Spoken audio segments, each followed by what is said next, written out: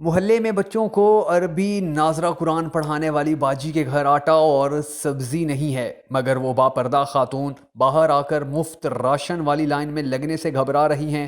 Free ration تقسیم کرنے والے نوجوانوں کو جیسے ہی یہ بات پتہ چلی، انہوں نے متاثرین میں فری سبزی اور آٹا کی تقسیم فوراً روک دی۔ پڑھے لکھے نوجوان تھے، آپس میں رائے مشورہ کرنے لگے۔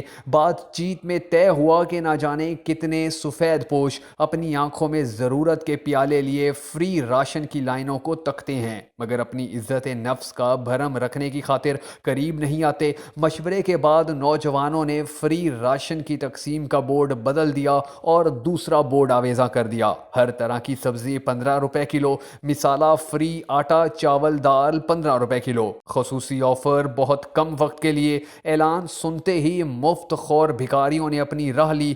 سفید پوش اور لاچار طبقہ ہاتھوں میں 10-20 روپے کے ساتھ خریداری کے لیے امڑ آیا۔ قطار میں کھڑا ہونے سے اسے گھبراہٹ ہوئی، نہ ہی ہلڑ بازی ہوئی۔ لائن میں ایک طرف بچوں کو قرآن پڑھانے والی باپردہ باجی بھی مٹھی میں معمولی سی رقم لیے اعتماد کے ساتھ نم ناک آنکھوں کے ساتھ کھڑی تھیں۔ ان کی باری آئی، پیسے دیے، سامان لیا اور اطمینان سے گھر چلی گئیں۔ سامان کھولا، دیکھا ان کے ذریعے ادا کی گئی پوری قیمت سنت یوسف کی طرح ان کے سامان میں موجود تھی، لیکن انہیں خبر تک نہ ہو سکی تھی کہ کس نے وہ پیسے اور کب ان کے سامان میں رکھ دیے۔ نوجوان ہر خریدار کے ساتھ یہی کر رہے تھے۔ یقیناً علم کو جہالت پر مرتبہ حاصل ہے، مدد کیجیے پر عزت نفس مجروح نہ کیجیے۔ ضرورت مند سفید پوشوں کا خیال رکھیے، عزت دار مساکین کو عزت دیجیے۔